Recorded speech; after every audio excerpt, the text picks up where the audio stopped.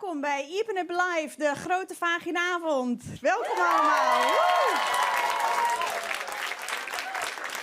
Mooi dat jullie er al hier binnen. Ja, en Joen werden we alle aspecten van de vagina met elkaar bespreken, omdat we dat gewoon heeg tijd voelen. Boeten staat Julia en die begint bij het begin. Ja, goeie. Welkom alweer. De meesten binnen toch een hele speciale doorkomst, want het is de vaginavond.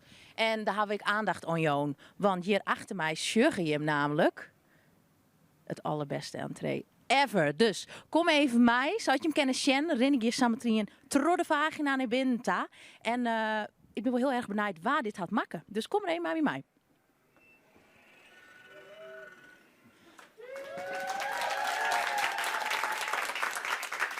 Ja, goeie. Welkom alweer. Ik sta naast de kunstenaar van dit stukje, deze ingang. Jamila Faber van Okutjes, welkom. Jamila, kan je een hele korte toelichting nog geven over dit kunstwerk? Nou, de mensen van Iepen Up leek het leuk om een deur te hebben dat je door een vagina naar binnen ging. En wij van Okutjes zeiden, dat kunnen wij wel maken. Dus zo geschiedde. Evelyn Ando heeft voornamelijk het hele technische voor haar rekening genomen. En zij is er enorm goed in. En ik gaf naaldjes aan en zo. Nee. Ja. Naaldjes, auw. Ja, maar we kunnen wel goed naaien hoor. Dus, Heerlijk. Dankjewel, Jamila. Kutjes, kunstwerk. Mag ik even een applaus?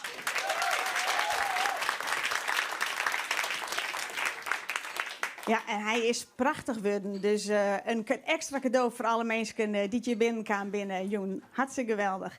We hebben door de vagina. Waarom hebben we het door de vagina? Nou, al in december, toen zitten we hier met elkaar, redactievergadering. En ik hier in de auto een oproepje bij Radio 2. Daar zochten ze, Ruud de Wild, een Nederlandse naam voor het woord vagina.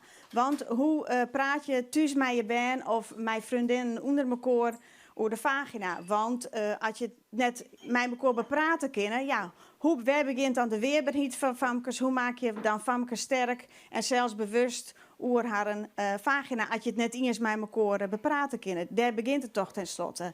Dus een gewoon wut. Nou, voor de Nederlandse radio hadden ze daar de Poenie van betocht. Nou, wij tochten dat kunnen we beter. En dus wij hebben een eigen ziektochtdien. Als het goed is, hij je je telefoon inlogt in de wifi van de neushoorn. En dan gaan we nou naar de website van de menti.com. En dan kun je die code invieren. Voordat we even Sjen naar wat die ziektocht naar het Frieske woord van de vagina opleveren had, wil ik Jim even vragen naar hoe neem je het nou eigenlijk thuis? Want los van dat er een officieel woord is, de vagina, ga je vaak zelf thuis of onder de douche of in bed of met je mem of met je vriendin een heel oorwoord hoe je het nemen. Want ja, als er net een officieel woord is, dan bedenk je zelf maar eens wat. Dus de vraag is, jongens, hoe neem... Nee, dames, sorry, vanzelfs. Nou ja, algemeen wet. Jongens en famkes, hoe nemen Jim vagina of die van de dochter of mem? Wat broeken je hem thuis van wut? Dat kun je hem invieren en het maakt het dus net uit. Het hoeft nog net uit wut te wezen, gewoon. Hoe neem je het zelf? Ah, leuk. De downstairs area, die is een soort, hè? Daar beneden, dan litten we het een beetje in het midden van wat het is of hoe het is. Pika, dat heb ik nog nooit yet. Ja, Julia, dat is in de sale. Vrees eens even, waar had ik ben wel even nieuwsgierig naar even Moemoe. Moemoe, stek die hand eens even op. Waar zit Moemoe? Hier achterin, ik kom even bij die. Paradeer even tussendoor. Hallo. Wat is je naam? Julia.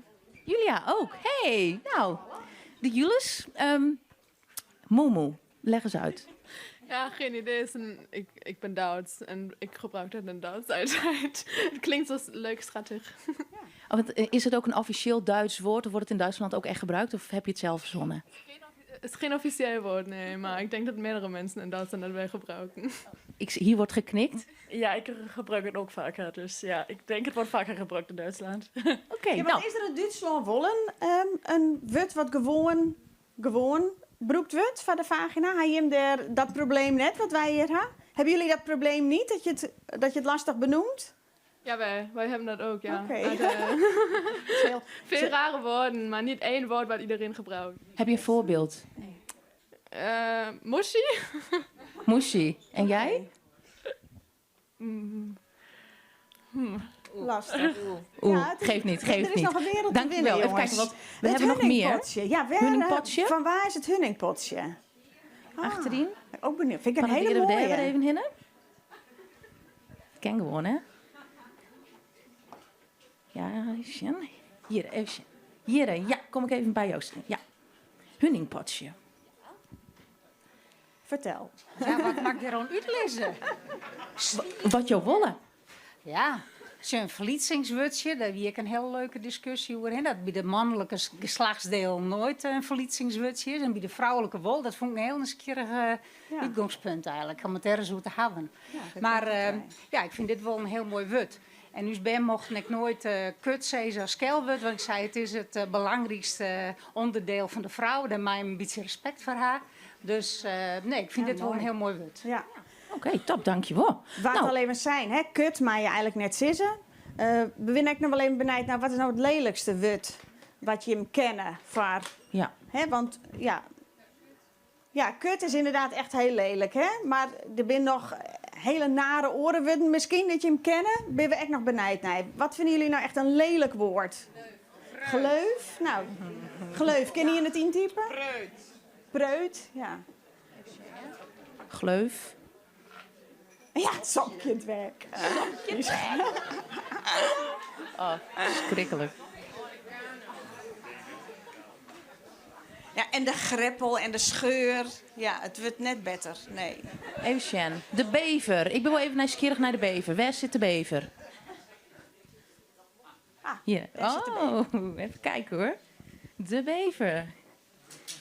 Waarom vind je dat zo lelijk? Nou, ik moest eigenlijk denken aan een animatieserie die Beavertown heette. En ik vond het gewoon, ik vind het zo'n suf woord. En het is ook echt bedacht door mannen, vind ik. Ja. Waarom? Ja, Ja, het is gewoon een knaagdier. Ja, met haar. Daarmee. de bever. Oké, top. Even kijken. Of eigenlijk niet top. Welke Nee. vinden we nog meer niet top? Het sopkindwerk. Oeh, oh, Jere. Hey. Hey. Marianne, licht eens even daar. Wij zitten in een redactievergadering en toen kwamen er woorden voorbij die, voor het vrouwelijks geslacht heel. En toen kwam er een van onze redactieleden doodleuk mij het sopkindwerk. En ook hij zelden zei het walgelijks jet. Ik moest direct dat ik dacht, gadver, dat gewoon de hele sopkind en dan dat werk, wie is wel werken ballen. Nou, ik ga er nog zijn, denk ik. Ja, daar krijg je geen jaargevoel bij. Nee, het is net dat ik denk, yes, sopkindwerk. Nee. Ja. Oké, nee, Amarins. Al Wel bij naar al daar. reden genoeg om gewoon op ziek te gaan met elkaar naar een broekberwut van het dijstige taalgebroek van de vagina. Dus we gaan een oproep doen bij Omroep Friesland. Had in de kranten staan. Meer dan 800 woorden binnenkwamen. Dus dat is een hele mooie. Het libbet wol, jongens. Hè? We wollen wol maar graag met elkaar. Ik pak toch heel even de longlist erbij. Er is een shortlist uiteindelijk van 4 woorden uitkwam. Maar er weer een longlist. En we hebben al een peer lelijke hoorn. Maar er is echt. Ja, de Doors is natuurlijk bekend. Hè? En de Beerput, het Booreiland. Genotsgreppel. Hoenenhok. Echt wel lelijk, hè? Klumbult, kropsla. Kroephien. Kutsje. Nou ja, kutsje ken daar nog wel. Kwakjevanger. Echt leuk, jongens. De leutergrieper. De lullenfretter. Het is echt. De meerskipsromte is echt een mooie. De meerskipsromte. Die is trouwens wel leuk nog, hè? Die is wel letterlijk. En er zit echt een Frieske meerskipsgevoel zit erin. Ja, leuk. Nou, uiteindelijk ben we dus 5 uitkiezen waarvan we toch dat ben mooie. En daar kunnen mensen op stemmen. En sterker nog, daar kunnen we nog heel tijd op stemmen. Maar er is nou een stand van zaken die het leuk is om even met elkaar te besjen. Er worden de 5 die keersen weer. Dat weer Paradieske, Schelpke, Pompenbletje, Vlomke en Slufke. Ja, en misschien mag ik me nergens mee bemoeien, maar ik doe het toch. Want ik zei iets voor van het is leuk als we nou een woord bedenken wat nog geen oren betjutting had. Dus wat echt vrij is en waar dus echt net een oorgevoel bij zit. En Vlomke is het enigste woord, zowat van alle woorden die het instuurt binnen, die het gewoon helemaal nij is, zonder oren betjutting. En dat vind ik mooi. Want een slufke, ja, dat doe je dat is echt het cadeautipje bij een bruiloft. Dan krijgen mensen een slufke op hun bruiloft als cadeau. Dat is eigenlijk vreemd. Dus, maar je zeggen, het spant erom mensen. Dus, stem nog wel even. Hè? Het kind ontjoenag aan het eind. En ik ga zo voorlezen. Vlomke, Paradieske, Schelpke, Slufke, Pompenbletje. Dat beginnen ze nog 1 keer. Je kunt dus stemmen en het spant erom 38,4% van het Slufke. De envelop, dus het cadeautipje. Gek. En 38,5% van het Vlomke. Nou, het Vlomke, denk ik dan, maar goed, dat maak ik misschien net zeggen. Je had de hele joen nog om te stemmen, dus doe dat. Dat kan op de website van de Omroep en op de Facebook link die het staat bij Iepen-up. Oké. Nou, dus tijd om wat zaakkundigheid met elkaar te delen over het vrouwelijk geslachtsdeel. Daarvoor hebben we zelfs verschillende gasten uitnodigen om daarmee over te praten. Uw haatgast is hoofdleraar seksuologie en psychologe Enne Laan. Mag ik je uitnodigen? Van harte welkom.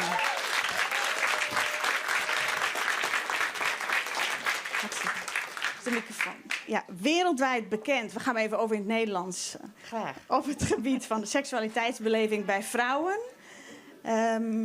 Ik wilde even beginnen met een filmpje wat ons ook enorm heeft geïnspireerd om deze avond te organiseren. Ja.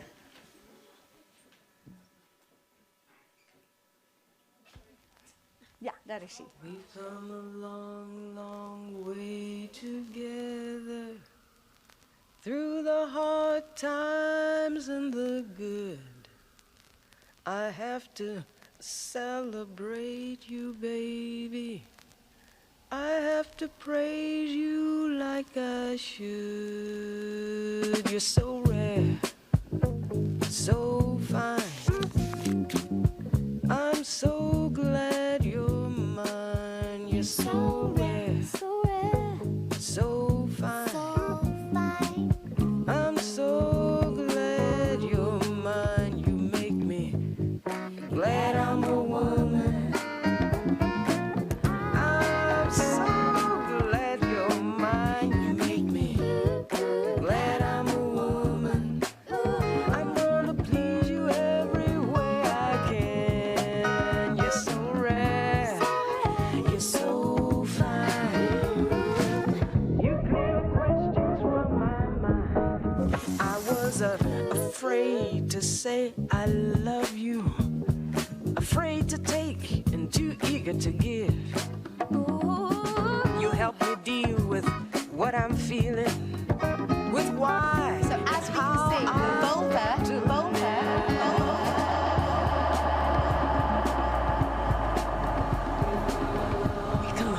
We come a long, long way together, baby. Through the hard times and all the good. I'm gonna take this day to celebrate you, baby. 'Cause I have to stop and praise you like I should. What the? You're so rare, and you're so fine. And Lord knows, I'm so very glad you're mine. You're so rare, so rare, and you're so very fine. I have to praise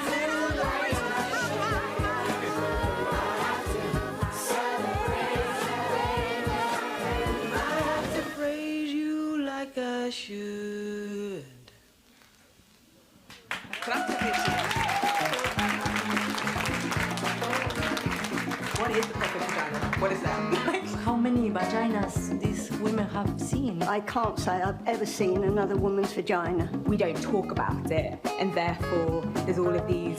Does it look funny? Is it discolored? Is Like coming someone from Asia, because it's like fairer you are, better you are. All got a little of their own unique qualities, I'd say. Actually, I can't compare it to anything. There's no wrong answer down there. You know what I mean? It's like whatever you're born with, embrace it.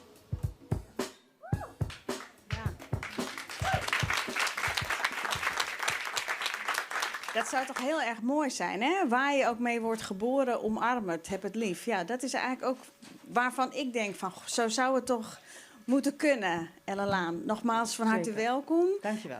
Hoogleraar seksuologie en psychologe. Ja, voor de mensen die dat niet weten, wat doe je dan de hele dag? Wat ik de hele dag doe? Vandaag bijvoorbeeld had ik al om 8 uur mijn eerste patiënt. Ik behandel mensen met complexe seksuele problemen.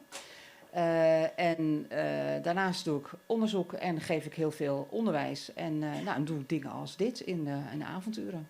Ja. En wat voor rol speelt de vagina daarin? Ja, die is eigenlijk de... En jij noemt het vulva, hè? We moeten het heet vulva. Ja, dat wat je ziet aan de buitenkant, maar daar kan je niet zo'n mooie vaginavond van maken. Hè? Dus ik begrijp de keuze wel.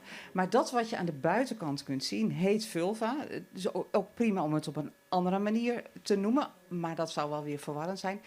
Het punt is denk ik dat we vooral 3 woorden nodig hebben in plaats van 1. Ik vind het hartstikke mooi dat we woorden maken. Ik ben het met je eens dat het heel goed zou zijn om een nieuw woord te hebben.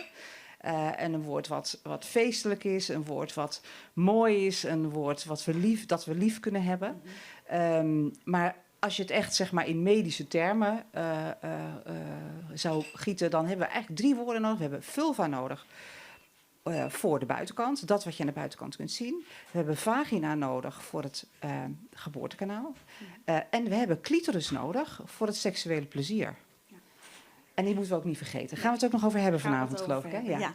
Waar komt dat taboe en dat het zo ingewikkeld is en dat we er zo moeilijk over doen, waar komt dat vandaan, denk jij?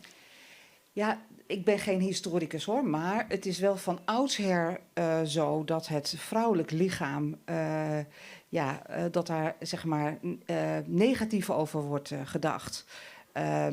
Om een heel extreem voorbeeld te geven, en dat gaat dan met name over de clitoris. En dan vooral dat deeltje van de clitoris wat je aan de buitenkant kunt zien. Hè, de glans of het eikeltje van de clitoris. Ook daar moeten we eigenlijk betere woorden voor hebben, vind ik. Dat werd in de 15e eeuw genoemd de speen van de duivel. Dus vrouwen die opgewonden waren, die openlijk lustvol zijn, daar is altijd een taboe op geweest. En dat is nog steeds zo. Maar waarom? Waarom? Dat heeft denk ik toch met machtsverschillen en dominantie van mannen te maken. Je ziet, het is nog steeds zo dat in heel veel culturen alles wat het vrouwelijkheid aangaat, zelfs tot en met alles behalve de ogen, moet bedekt worden, zodat... omdat vrouwen toch verantwoordelijk worden gehouden voor alles wat mannelijke seksualiteit aangaat. Dus vrouwen moeten zich bedekken, vrouwen moeten kuis zijn om de mannen niet af te leiden van hun maatschappelijke en religieuze taken. Zo is er eigenlijk altijd over gedacht. Dus vrouwen moeten zich bedekken om geen aanstoot te geven. Dus natuurlijk, ik hoop dat iedereen het hier helemaal niet meer mee eens is. Nee. Het zit toch wel een beetje in onze cultuur, bijvoorbeeld bij vrouwen die seksueel misbruik hebben meegemaakt, om dan toch nog te denken, ja, maar zij zal wel iets gedaan hebben waardoor het haar is gebeurd. Daarmee houden we eigenlijk onze eigen wereld veilig. Ja. Daarmee zeggen we eigenlijk, dat kan ons niet gebeuren. Terwijl dat natuurlijk niet zo is. Het is een victim blaming die eigenlijk slachtoffers, ook mannen natuurlijk, maakt niet uit, slachtoffers die al getraumatiseerd zijn, ja, die worden dan eigenlijk als het ware nogmaals getraumatiseerd. Omdat er eigenlijk over wordt gedacht als iets wat haar schuld is. En zo is het met seksualiteit eigenlijk steeds. En vooral vrouwelijke seksualiteit, dat wordt gezien als iets gevaarlijks. Als iets wat verborgen moet blijven. Als iets wat gedomineerd moet worden door de andere seksen. Ja, maar die gevolgen daarvan zijn enorm, neem ik aan. Daar zie jij dagelijks... dingen van terug in je werk. Ja, helaas zien we ook heel veel mannen en vrouwen met seksueel misbruik in de voorgeschiedenis. Waardoor er ook bijna, dat is denk ik niet moeilijk te begrijpen, ook seksuele problemen en waar ontstaan. weer beide partners last van hebben, neem ik aan. Dat is, Zeker, hè? zeker. Ja. Ja. Hoe kunnen we dit nu omdraaien, over de kop gooien, oplossen? Nou, we beginnen in Friesland. Ja. Vanavond. Ja, nou ja, door gewoon te doen wat Libresse heeft gedaan. Het is een reclamefilmpje, maar ik vind hem wel echt mooi, briljant. hè? Gewoon. En om er door heel veel aandacht aan te besteden, door heel veel foto's van vulva's te laten zien, bijvoorbeeld. Want het is toch nog heel vaak, we gaan daar later nog over praten, maar de meeste vrouwen schrikken toch nog van plaatjes van vulva's of foto's van vulva's. Terwijl, hoe vaker we die zien, hoe meer we daarnaar kijken, hoe gewoner we het gaan vinden. Ik vind het inmiddels, maar goed, ik ben natuurlijk een beetje beroepsgedeformeerd. Ja. Ik vind het helemaal niet meer gek om waar dan ook seks of het lichaam aangaand te praten. Maar ik denk dat het heel belangrijk is dat we onszelf blootstellen aan alles wat met het vrouwelijk genitaal te maken heeft. Dan kunnen we het beter leren kennen en dan kunnen we beter genieten met dat orgaan. Ja, maar het is toch iets wat... moet ik ook over mijn eigen gêne heen stappen misschien. Nou, maar het is toch iets waarvan ik denk, dat hang je niet overal aan iedere gevel, toch? Nee, nou, ja. Maar dat vind ik nou ook weer... Dat hoeft van mij ook weer niet, hoor. Nee, precies. Maar ik denk wel dat het goed is dat we daar gewoon over kunnen praten. Ja. En we hadden ook een beetje, naar aanleiding ook van die column van Saskia Noord, we moeten de vagina vieren, hoor je dan ook? Ja. Hoe zouden we dat kunnen doen? Nou, door er vooral in positieve bewoordingen over te praten. Door door zelf te kijken naar je eigen genitaal. En veel vrouwen die hebben hun eigen vulva eigenlijk nog nooit gezien. Dat is eigenlijk ook best jammer, want dat maakt... en omdat we ook vaak de vulva van andere vrouwen niet kunnen zien. Mm-hmm. Zoals als je denkt aan het mannelijk geslachtsdeel, dat is eigenlijk best makkelijk te zien. Dus ik denk soms wel eens, degene die onze genitaal heeft ontworpen, die moet toch terug naar de tekentafel. Want we kunnen het niet eens zonder spiegel bekijken. Nee. Dus je moet er een spiegeltje bij houden, wil je die van jezelf kunnen zien. Je hebt eigenlijk nauwelijks toegang, tenzij je lesbisch bent, tot vulva's van andere vrouwen. Ja. Dus dat betekent dat er eigenlijk heel veel mogelijkheden zijn om onzeker te raken over je genitaal. Ja. Bijvoorbeeld naamgeving is daar inderdaad, en dat is ook een beetje het thema van de avond, is daar ook heel belangrijk in. Zo noemen we bijvoorbeeld onze buitenste, ik zou zeggen vulva-lippen. Ik ben voor een nieuw woord. Want waarom noemen we het schaamlippen? Hè? Ja. De buitenste schaamlippen, ik gebruik nog even de oude terminologie, die noemen we grote. De binnenste noemen we kleine. Maar bij de meeste vrouwen steken de kleine uit. Dus die zijn eigenlijk groter dan de grote. Daarom zeggen wij al, oké, laten we ze binnenste en buitenste noemen. Hè. Dat is veel neutraler. En dat gaat echt over locatie, een soort plaatsbepaling. Maar goed, het woord schaam moet er wat mij betreft nog echt vanaf. Ja. Dus het is heel belangrijk dat we woorden... Daarom is het mooi wat jullie doen vanavond. Het is belangrijk om er woorden voor te hebben. Het te kunnen benoemen, zodat we het kunnen erkennen als iets wat van ons is. Dat. En er met elkaar over praten en vanaf verschillende invalshoeken bekijken en over praten. En daarom hebben we ook muziek vanavond. Sarah Seuteman, wat ga je voor ons doen? Oh nee, ik zou eerst nog even vertellen dat je meedoet in de Grote Prijs van Nederland, halve finale. Ja, en klopt. zelfs Friese singer-songwriter bent geworden. Ja, hoe klopt. gaaf is dat? Ja, super gaaf. Dankjewel. En daar kunnen we nog iets mee, hè? We kunnen stemmen. Ja, daar kunnen jullie iets mee. Ja, ik wil jullie allemaal verzoeken om even naar de website te gaan van de Grote Prijs van Nederland. Dan ga je naar singer-songwriters en dan zoek je Sarah Seuteman op. Seuteman is met S-O, met puntjes erop, S-O-umlaut, T-E-man, dubbel N. En dan kan je mij stemmen en dan kan je mij zo de finale instemmen. Dus ik heb jullie publieksparticipatie geheel nodig, zowel hier als alle luisteraars. Dus als het volgende nummer jullie beroert, waarvan ik een vermoeden heb dat het dat wel doet, dan zie ik dat heel graag terug. Dank jullie wel bij voorbaat. Samen met Philip Baumgarten sta ik hier.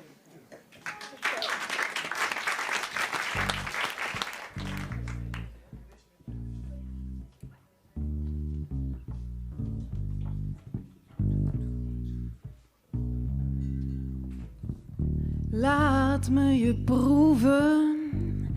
Laat me je strelen waar ik wil. Laat me je proeven. Laat me je strelen.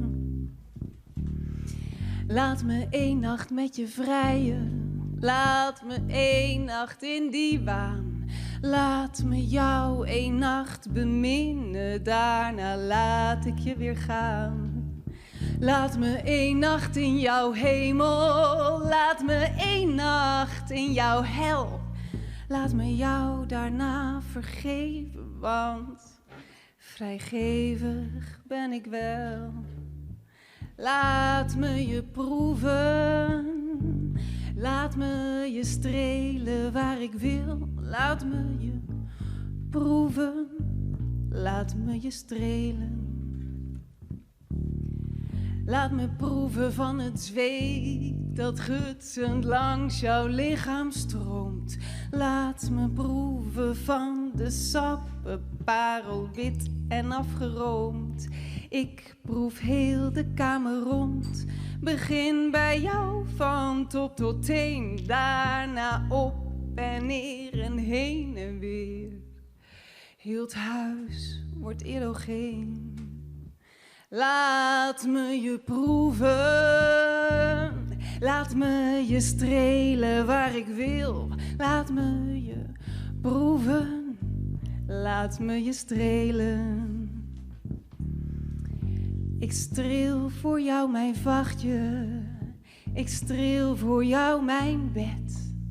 Ik streel voor jou het aanrecht waar ik ben ingesmeerd met vet. Ik streel mijn eigen lippen. Ik streel mezelf nat. Ik streel tot heel de wereld kreunt. Als een rode krolse kat. Mauw. Mauw. Proef mij, streel mij, neem mij. Laat me jouw smaak zijn voor 1 nacht. Proef mij, streel mij, neem mij. Laat me jouw smaak zijn voor 1 nacht.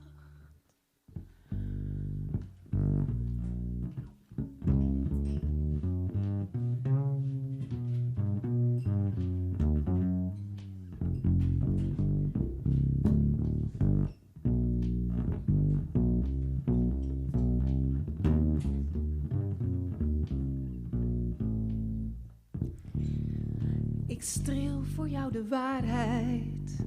Ik streel je leugens glad. Ik streel je fantasie waar je mij eerder hebt gehad. Ik streel de tijd weer terug en begin van vooraf aan tot aan die laatste zucht en dan weer terug. En daarna laat ik je pas gaan. Proef mij, streel mij, neem mij. Laat me jouw smaak zijn voor 1 nacht. Proef mij, streel mij, neem mij.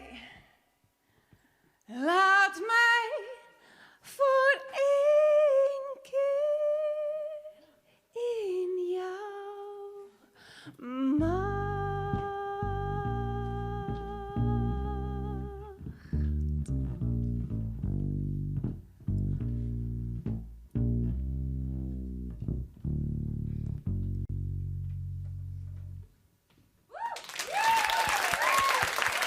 Dank jullie wel. Ik moet zeggen, dit was wel een bijzondere uitvoering gezien het thema. Dank daarvoor. Ik was niet zozeer met mannen bezig nu. Maar goed. We hebben gisteren... zijn we tot een nieuw concept gekomen.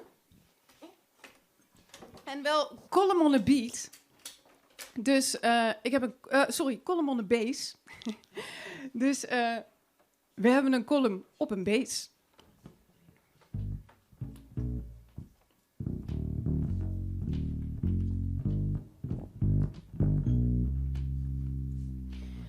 De vrouwen in het Westen zijn na eeuwen vrijgevochten. Het salarisgat is nog niet eens gedicht en nou is de kut weer niet goed genoeg. Proberen we het ultieme vrouwelijk, fantastisch, orgastisch geboorteorgaan te temmen, strak te trekken, symmetrisch recht te zetten, te manipuleren, perfectioneren en voor wie? Het vrouwelijke is donker, stil en duister. En in die diepe duisternis vindt het proces der creatie plaats. En toen was er licht. En toen, dat hele kleine korte oerstuk en toen, nog voor het licht, dat is het vrouwelijke. Mannelijk is een manifestatie neerzetten, de vorm, dat zichtbare. Zie daar, het licht. Daarom staan er zoveel torens in de wereld. Goed.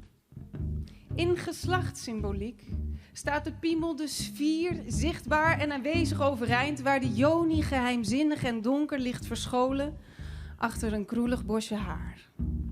Ja, vanaf heden vervang ik kut voor joni. Het is zachter, mysterieuzer, alomvatter en uit Sanskriet slaar je wiki maar op na. Schaamlipcorrectie, ontbossing, een driehoek, een streep, een snor, een sik. Al dat snoeien, een ziekelijke manier om dat duistere vrouwelijke mysterie zichtbaar en controleerbaar te maken. Niet in de eerste plaats omdat ouderwetse mannen er scheidsbang voor zijn, daar zij de kracht der duisternis niet kunnen zien en dus niet vatten. Hoe anders is de hel ontstaan, maar dat geheel terzijde. Ik denk aan heksenverbranding en in Godes naam besnijdenis. De hipsterversie van de vrouwelijke kracht verachten, verbannen, ontkrachten. Ja, er is een verschil en dat mag er wezen, genderdiscussie. En misschien zijn vrouwen ook wel bang voor hun eigen stilte. Maar laat ze stoppen met trutten, onzeker doen, zich afhankelijk opstellen van laffe mannen met hun lustige ideeën, hun kracht in handen van het andere geslacht die niet wil met haren tussen tanden en dan flossen. Laffe honden! Mannen zijn net zulke dwazen als wij. Ze weten het echt niet beter. Ze stellen zich alleen op, zelfverzekerd, of niemand hen kan raken. Maar trap eens op een hartje en de ellende ziet er net zo dramatisch uit. Zo niet nog vele malen alcoholischer.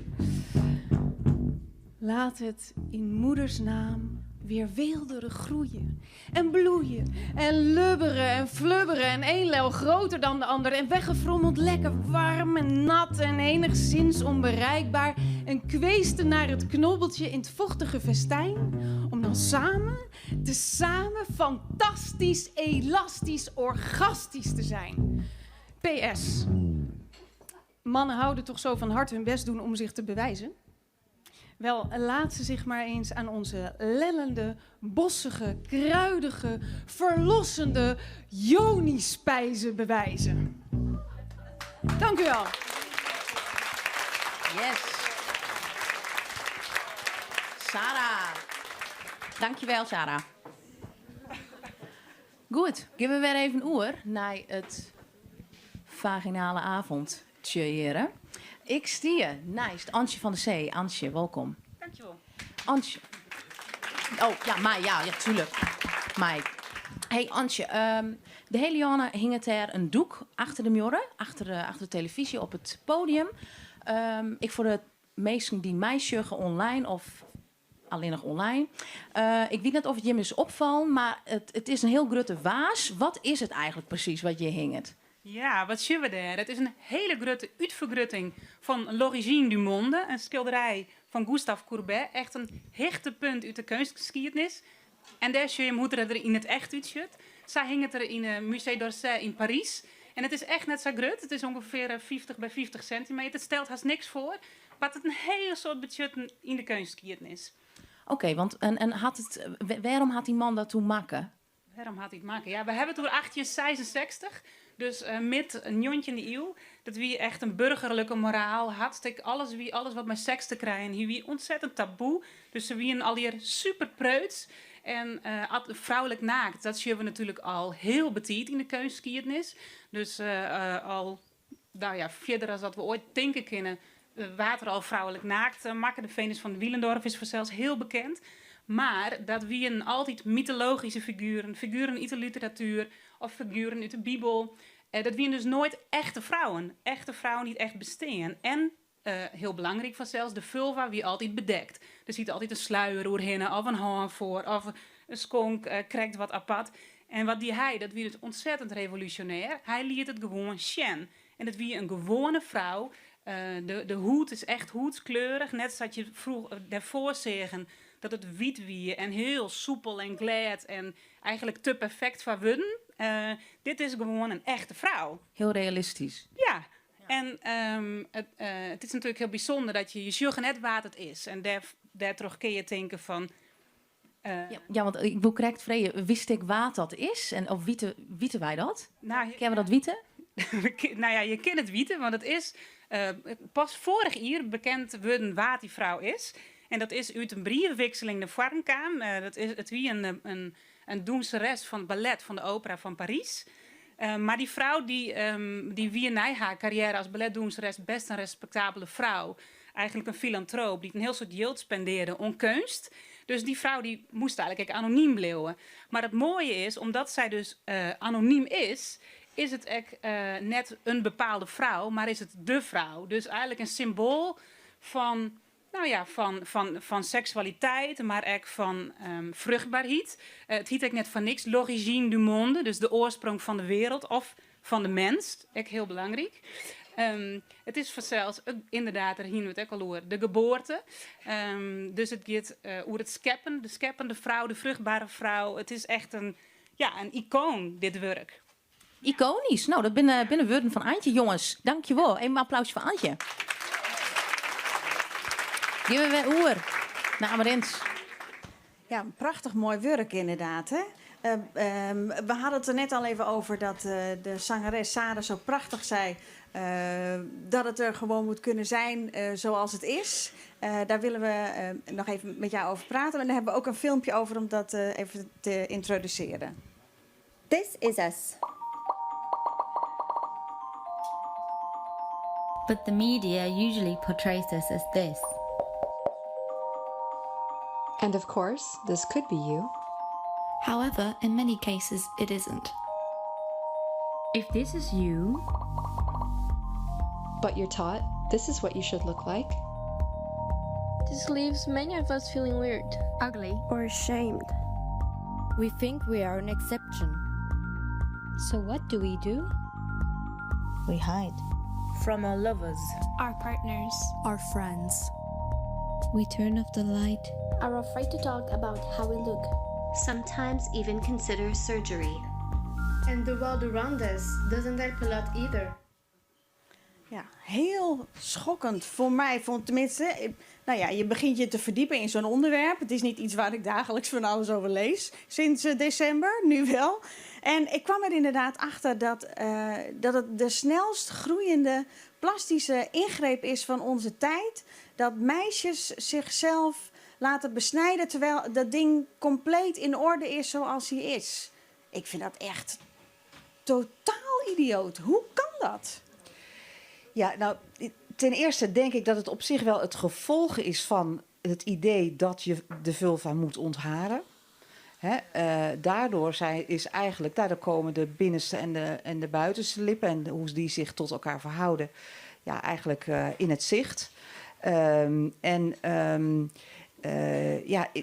Wat je ziet in pornofilms bijvoorbeeld, daar zie je eigenlijk eigenlijk zijn het vulva-ideaal of de Barbie-look, zoals ze het ook wel eens noemen.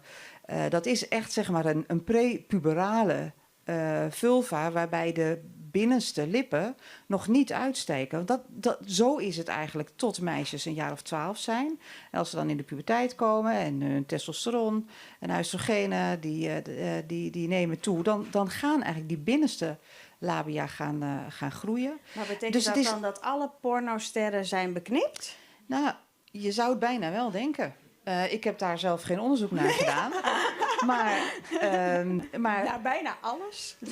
nou ja, maar het is in ieder geval wel zo dat dat echt het eenvormige beeld van vulva's is, wat net ook al werd bezongen door Sarah.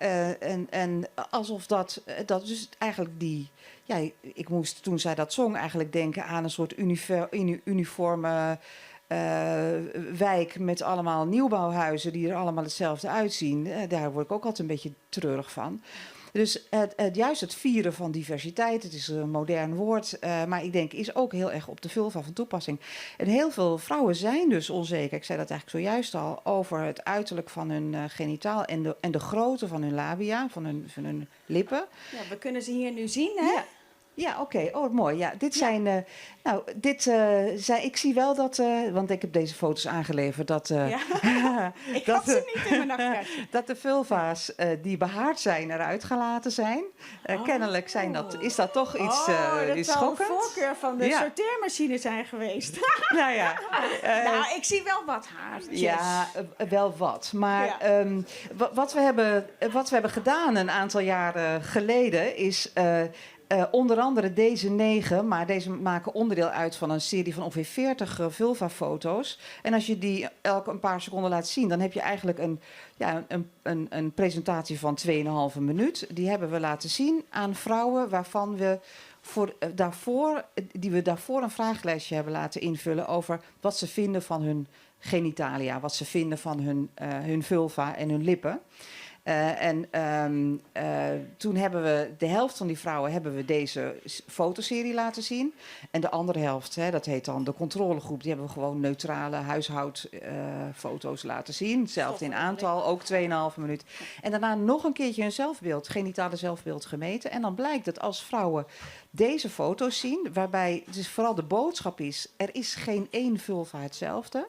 Er zijn allemaal verschillend, dat vrouwen dan positiever gaan denken over hun eigen vulva. Dus dat is het eerste wetenschappelijke bewijs dat het zien van vulva-foto's heel erg belangrijk is voor je zelfbeeld.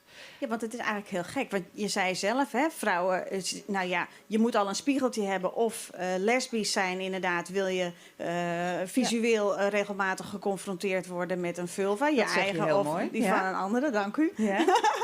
Maar waar komt dan dat beeld van die perfecte, gladde Barbie-doos vandaan? Ja, ik weet echt niet zo goed waar het nou precies vandaan komt. Maar ik weet wel dat het er op een gegeven moment vooral was in de porno. Het is echt een heel uniform beeld van vulva's bij pornoactrices. Ja, ofwel toevallig zo ontstaan of chirurgisch zo gemaakt. Ja. Wat kunnen we nu zeggen tegen meisjes die onzeker zijn en inderdaad overwegen om hun perfect functionerende vulva's te verminken? Ja, ik vind het zelf altijd heel ingewikkeld, want we hadden daar gisteren in ons team nog een discussie over, want we zien heel veel jonge vrouwen die denken dat hun labia dus te groot zijn.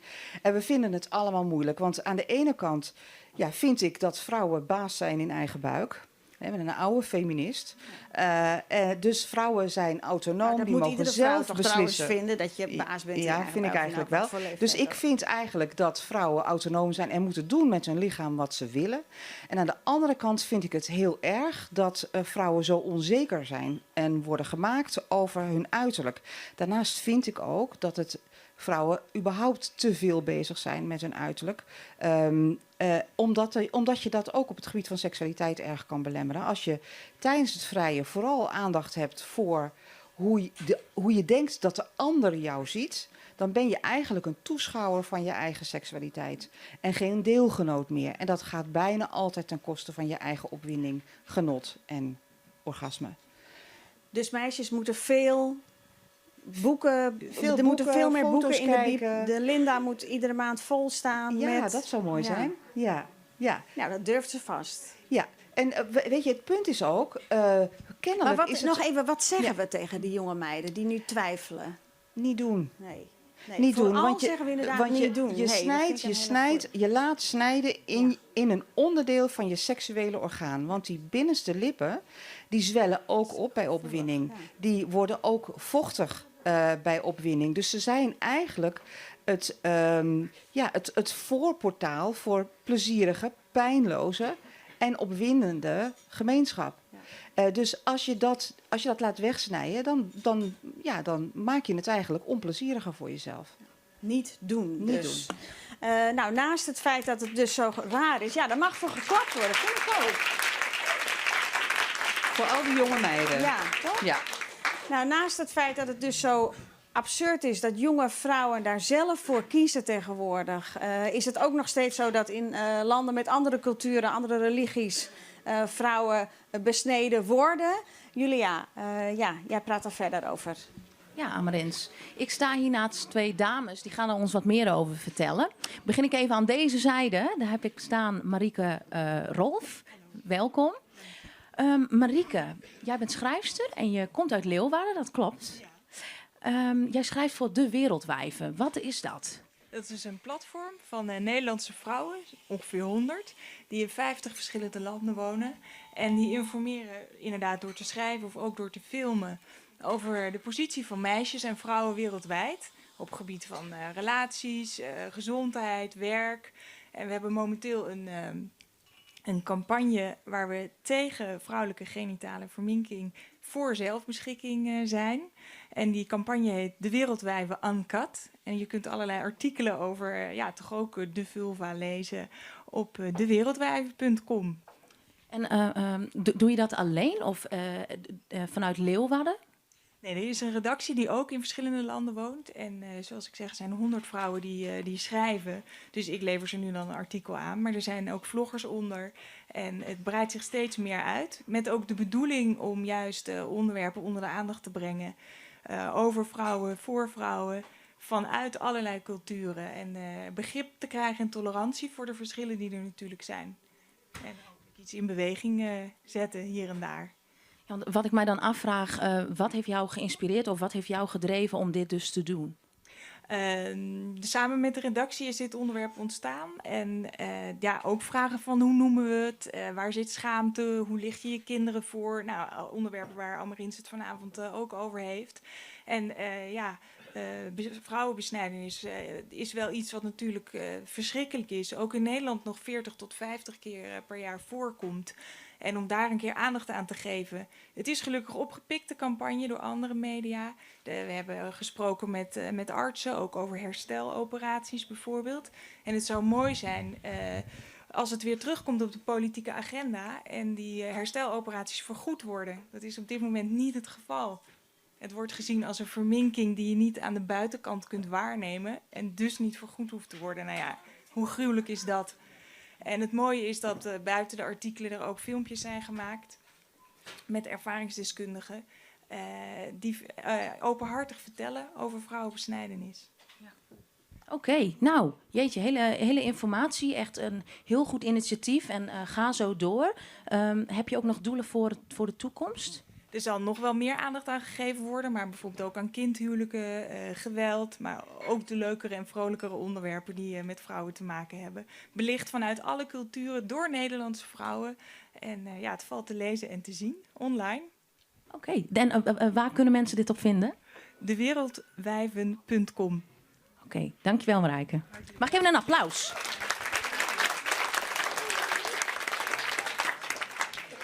Ja, want dan geven wij nou oer naar een ervaringsdeskundige Mike Bosseze. Istahil Abdullahi, spreek ik goed uit hè? Welkom. Istahil, jij gaat ons weer de keerzijde vertellen over de vagina. En inderdaad over negatieve ervaringen. Want je bent besneden, zo mag ik dat wel zeggen. En je bent er heel erg open over. Dus we zijn ook ontzettend blij dat je hier vandaag bent. Dus mag ik even een shout-out naar Istahil.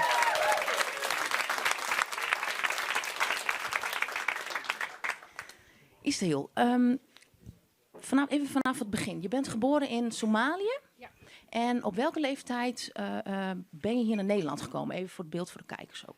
Nou, ik was 19 toen ik hier kwam, alleen. Alleen, ja. Vluchteling. Uit Somalië, ja. Burgeroorlog. Burgeroorlog. En wanneer ben je besneden? Toen ik 6 jaar oud was.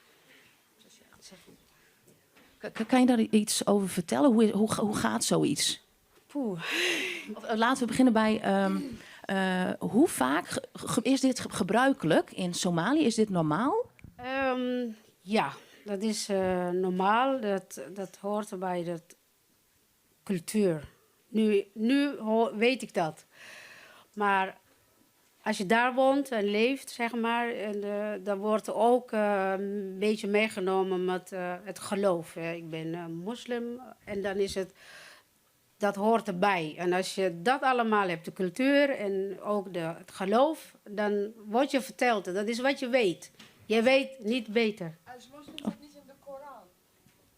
Ja, nu weten we dat. Toen niet. Wacht even, mag ik nog één keer de vraag even luid horen? Ja. Als moslim staat niet in de Koran dat vrouwen moeten nu besneden zijn.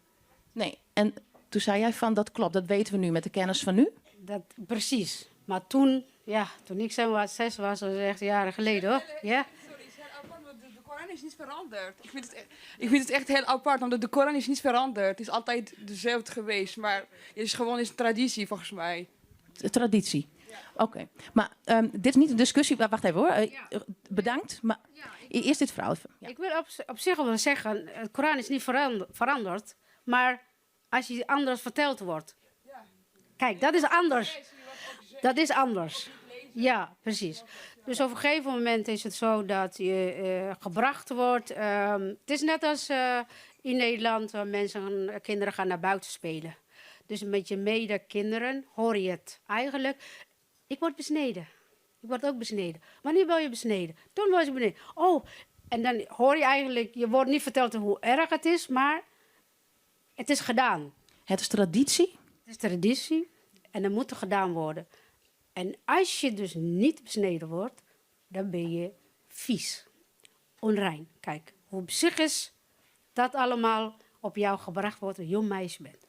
Op een gegeven moment is het enige wat je denkt, is niet pijn, want dat weet je niet. Niemand vertelt je wat de pijn, want niemand praat erover. Alleen, jij bent vies. En wie wil nou vies worden? Niemand. En dan word jij eigenlijk zo die manier meegenomen. Dat gedachten, dan word je straks schoon. Dus je moet besneden worden. En het was dus eigenlijk een traditie. Het was daar normaal eigenlijk, volgens mij. Wist je als kind ook al van, ondanks dat mijn hele omgeving zei en mijn familie dat het er allemaal bij hoort, weet je dan als kind ook al van, dat klopt toch niet helemaal? Of geloof je daar dan ook zelf al in als kind? Dat geloof je helemaal in, ja. En dan toch wel, het moeilijkste eigenlijk is dat, er zijn verschillende mensen doen dat, vooral vrouwen doen dat. Vrouwen die eigenlijk niet weten hoe dat moet. Dat is nog erger. Want mag ik vragen, hoe gebeurt dat bijvoorbeeld? Even, ik hoef niet helemaal diep in te gaan, maar even voor het beeld. Nou, bij mij. Ik praat over mijzelf, hè. Dat is misschien wel het makkelijkste. Ik was 6. Zijn wij van 2000 kilometer vanuit Mogadishu ons meegenomen. En dan komt een oudere vrouw. En er zijn een aantal vrouwen die jou meenemen. En dan ga je zo in een kamertje en er zit een kleedje op de grond. En dan word je daar als 6-jarige meisje op de grond gelegd. Je benen wijd en armen gedrukt, gehouden. En doekje gepakt, op jouw mond gestopt voor dat geschreeuw wat gaat. Want je wordt niet verdoofd. En dat is gebeurd met de scheermesjes. Ja, heftig. Ja, oké. Dus, en vervolgens word jij dichtgenaaid met, iets wat ze eigenlijk, ik weet niet, dat is iets groter dan naald. Iets, een groter, het klinkt gewoon allemaal gek of zo. Het gebeurt het. Het gebeurt het. Overkom je, dat maak je mee, dan word je zo genaaid en met een soort, hoe noem je dat? Hechtingen, dat wel. En dan ben je gewoon dat is ouderwetse ook, hè? Zoiets gebeurt daar. Dus op een gegeven moment wordt je een touwtje gepakt en dan word je om jou gewikkeld tot je knieën, zeg maar, boven de knie, zodat je eigenlijk niet meer de benen wijd, zie je? Dat je zo loopt. Dit lijkt me het is zeer traumatisch. Ja, nou, maar nee, ik vind het heel, heel dapper dat je dit met ons deelt. Wat heeft dat met jou gedaan sinds toen? Nou, ik was 19, kwam ik hier in Nederland. Trouwens heb ik nog nooit gehoord in Nederland. Hè? Ik wist altijd dat Holland was, maar Nederland niet. Ik ben aan het ontwikkelen. Dus ik heb geleerd de taal, dat ik kon verhalen horen, alles. En op een gegeven moment heb ik... ik heb een relatie, maar dat is ook moeilijk. Ik praat daar nooit over. Ik hou mijn pijn gewoon bij mezelf. Dus mijn man, ik zeg het enige wat ik kan zeggen is... het doet zeer. Ik heb pijn. Maar ik heb een blad gezien hoe het eruit zag. En toen dacht ik, wat is dat? En toen ging ik mijzelf kijken. En dat was dat niet, wat het was. En toen heb ik dat ook bij mezelf gehouden. Want inderdaad, je gaat niet over praten. Er wordt niet over gepraat. Gek is dat, hè? Je gaat niet over praten, je gaat niet over hebben. Dus ik heb het er gewoon bij me gehouden tot ik... die pijn... Maar ik hield pijn en met gemeenschap, met seks was pijn. Toen ik echt naar de gynaecoloog moest en gezegd heb, het is daar klein en nauw en noem maar op. En toen was het, oké, wij willen jou helpen, maar tegelijkertijd was ik ook zwanger. En toen was het, oei, en nu, weet je wat we gaan doen? Ik hoop dat jij natuurlijke bevalling krijgt. Dat was het advies van de gynaecoloog. Zo niet, dan gaan we jou helpen daarna, of na de bevalling. Maar ik heb geluk en ik heb een natuurlijke bevalling gehad. En daarna ben ik eeuwig dankbaar aan mijn dochter, mijn oudste kind. Eigenlijk daarna kon ik gewoon seks genieten. En eindelijk daarna is mijn leven begonnen van echt fijn vinden van seks hebben en zo. En dat allemaal wat er dan komt. Wauw. Mooi. Wat fijn. Jeetje. Heb je...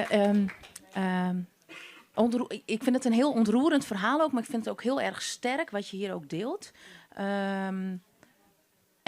Wat een rollercoaster. Maar je staat, volgens mij ben je een hele sterke vrouw. En zo sta je hier nu ook je verhaal te vertellen. En bam! En een sportvrouw, dus pas maar op. Oké. Ik ben gewoon heel nieuwsgierig naar van, waar wil je nog voor strijden? Wat wil je gaan doen voor de toekomst? Ja, waar strijd ik voor is dat het nooit meer gebeurt. Echt uit de wereld. Maar dat je nu... wij hebben een probleem meegenomen naar Nederland, zo zie ik het. Want hier gebeurt het niet. Wij zijn hier gekomen, daar kunnen we niks aan doen, maar dan toch nemen we hier mee. Iedereen weet het nu, het gebeurt het, maar dat het nog steeds gebeurt. Hoe kan dat? Daar wil je voor inzetten, je blijft strijden. Ja, ik zou dat echt tot het uiterste gaan. Om het niet meer te laten gebeuren, want het is echt... Maar ik heb niet meer zo pijn, maar er zijn genoeg vrouwen die nog steeds pijn hebben. Die hebben de lijk, die hebben de trauma. Dat kunnen ze nooit verwerken. Ja. Ik misschien wel, maar hun niet. En dat moeten we nog met andere mensen pijn laten. Dat kan niet. Nee, dat bestaat niet. Nee, dus doorgaan, door blijven strijden, niet opgeven. Hier meer gehoor aan geven en supporten. Andere vrouwen ook supporten en meer erover praten. Mensen discussiëren daarover. Als je niet weet, ga maar informatie zoeken. Ja. Waarom doe je het eigenlijk ook? Ik wil altijd weten, waarom doe je het? Voor wie? Precies. Voor wie? Oké, nou top. Dankjewel, dames en heren. Sorry, we gaan door naar Amarins. Sorry. vraag uit het publiek. Oh, wel? Ik ben Ja, toch wel benieuwd. even? Ja, gaan we doen. Ja, ik ben helemaal voor. Ja. Dus, net werd er bij de vorige dame gezegd dat er ongeveer 50, 60 keer nog gebeurt in Nederland. En toen zag ik jouw gezicht betrekken. Heb jij daar een ander idee over? Denk jij dat het vaker voorkomt? Ja, nou ja, dat komt wel vaak voor. Dat gebeurt stiekem. Ja. Dat gebeurt. Ja. Ja, nee, maar dat is echt, dat is ongelooflijk. Dus het is net als ongelooflijk dat ik hoor dat mensen in Nederland hun vulva laten besnijden. Hoe krankzinnig is dat? Krankzinnig. Hele goeie. Schaamlipcorrectie. Ja. Echt, ja. Ik snap het niet. Nee. Had ik maar dat. Ja. De enige mogelijke conclusie die we kunnen trekken, denk ik inderdaad, hè, over dit soort verminkingen. Echt krankzinnig. Heel erg bedankt voor je verhaal. Fantastisch. Ja, prachtig. Ja, dankjewel. En Ellen, heb jij nog we iets moeten het toe ook te geen schaamlipcorrectie noemen, hè? Want dat suggereert dat er iets mis is met ons genitaal. Dat je het moet corrigeren. Laten we dan zeggen schaamlip of vulvalipverkleining. Want dat is wat het is. Maar het is inderdaad, na dit hele indrukwekkende verhaal, eigenlijk ongelooflijk om te bedenken dat vrouwen het ook vrijwillig doen. En ik denk dat het ontzettend belangrijk is. Wat jij doet, is het uit de taboesfeer halen. Want dat is hoe het kan stoppen. Hè? Juist door het taboe te houden, hou je vrouwen klein. Niemand praat erover en blijft het bestaan. Dus het is ongelooflijk belangrijk wat jij doet. En mijn respect hiervoor. Dankjewel. Bedankt. Mooi man. Sarah Seuteman. Ja, dit wordt lastig om te overtroeven, denk ik, voor jou. Ja. Nou, ik hoef niks te overtroeven. Gelukkig, nee. Ik was diep geroerd door je verhaal. Ik moet zeggen, ik kon het stukje waarin je het beschreef, heb ik mijn oren dicht gedaan. Omdat ik weet uit ervaring dat ik dan heel hard ga huilen en het gewoon niet goed aan kan. Dat blijft nog weken in mijn hoofd nasudderen. Ja, is echt, dus... En ik heb een heel gezond seksueel leven, gelukkig. Ik was heel erg blij om te horen dat het uiteindelijk voor jou wel zo is dat je van seks kan genieten. Dus deze is dan speciaal voor jou. Oh, als ik jou zie in je onderbroek, dan denk ik, doe mij nog een keertje. Nog een keertje lijkt me goed. Anders ga je met me praten en ik weet niet hoe dat moet. Oh, doe me nog een keertje lijkt me goed.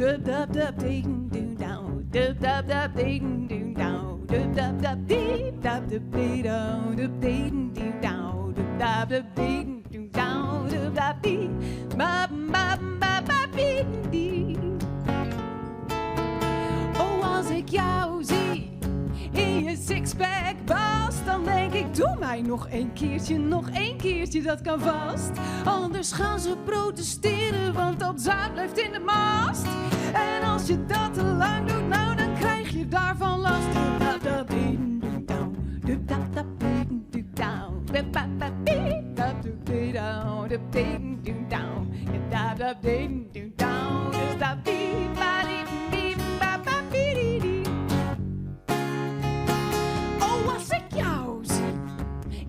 Sixpack bas, dan denk ik, doe mij nog een keertje, dat kan vast. Anders hangt een boel zo slap, dat is toch zonde van de zaak.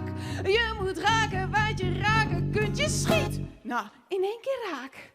En als ik jou zie, hoe jij verzadigd naast mij ligt, dan denk ik, ik neem je nog een keertje, het is mijn plicht. Anders val je straks in slaap en dan sliep je ook nog dicht. Dan was dit de laatste keer dat jij je kunstje hebt verricht. Ja, dat zou echt zonde zijn, jongens.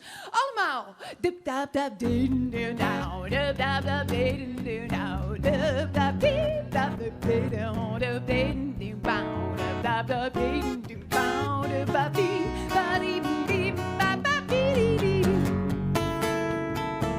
En als ik jou zie, hoe jij naar door de kamer fluit, dan denk ik, ik neem je nog een keertje voluit. Zo'n woest wil tussendoortje met dat lekkere geluid. Oh, nog een keertje, daarna trap ik je eruit.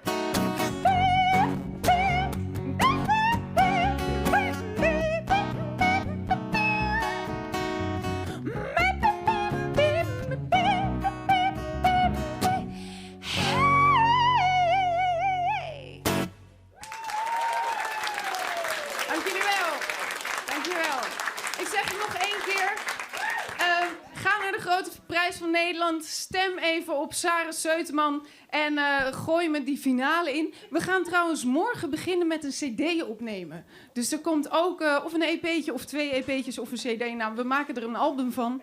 Dus, heel gaaf, Sari. Mijn stem heb je. Hartstikke bedankt. Succes. Ik ben heel erg benieuwd hoe het gaat met onze stemmerij. We hebben een uur geleden gekeken naar de stand van onze oproep voor een nieuw Fries woord voor de vulva. En dit was de stand een uur geleden. 38,5% van de stemmen ging naar het Vlomke. En 38,4% ging naar het Slufke. Dus dat was nek aan nek. En de andere woorden, ja, denk ik, zijn al uit de race. Maar dit was dus een uur geleden. Gaan we naar de stand nu. Oh, kijk, het Vlomke loopt uit. Hè? Gelukkig. Het heeft gewerkt. Ik kan je niet zeggen, sorry, Jacco. Maar toch, oké, ja, we doen de andere cijfers ook even. 40,2% voor het Vlomke. Maar de race is nog niet gelopen. Hè? We gaan nog even door tot het eind van de uitzending. En dan wordt de definitieve winnaar bekendgemaakt. Dus op 2 nog steeds een redelijke goede tweede voor het Slufke. De envelop, daar kun je ook iets in doen, dat klopt. Nou, je kunt nog even stemmen en dat vinden we spannend. En andere spannende zaken zijn te vinden bij Julia. Ja, ik ga je nice misteren. Merel Nomen, welkom. Merel Moistra. Moistra, oh. Nou, dan hebben we een foutje in het script. Kan gebeuren. Ja. Welkom in ieder geval. Ja. Jij gaat een column voor ons voorlezen vanuit transgenderperspectief, right?